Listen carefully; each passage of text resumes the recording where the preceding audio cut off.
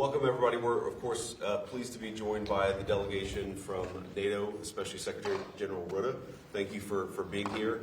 This is actually our second meeting, the first right before the inauguration, and the second now here at the Munich Security Conference. Of course, we're going to talk about NATO, in particular the President's desire to see NATO spend a little bit more resources on defense.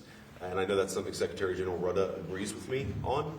We're going to talk, of course, about the Ukraine-Russia conflict and how to bring it to a negotiated settlement. And I'm sure we'll talk about some other areas of cooperation, too. I mean, my high-level argument to these folks is, look, Europe is, of course, a very important ally of the United States. NATO is a very important military alliance, of course, that we're the most significant part of. But we want to make sure that NATO is actually built for the future, and we think a big part of that is ensuring that NATO does a little bit more burden sharing in Europe so that the United States can focus on some of our challenges in East Asia. So we'll have a good conversation. We have great people here, and we're thrilled to have them.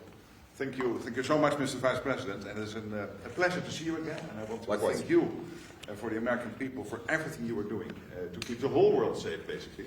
And I know there are many theaters in the world you really have to take your attention to. So I do understand the issue of burden sharing.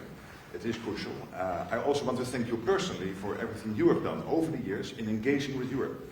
It has been noted, you have been here before, and it's really important. And I look forward also from that perspective to our talks. And on Europe stepping up, the European part of NATO stepping up, you are absolutely right. It has to be done.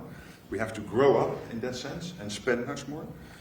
We also have to discuss the defense industrial base. Of course, this is a problem we have both in the US and in the rest of NATO. We are simply not producing enough. We are not keeping up with the Russians and the Chinese. And then, of course, Ukraine. How to bring Ukraine to a lasting peace. No Minsk again, so it has to be lasting. Putin should never try it again. And how to get them into a place of maximum strength when the talks start. So, a lot to discuss, and we're looking forward also to build a relationship. Great. Likewise. Good to see you. Thank you. All right. Thank you all. Good to see you guys.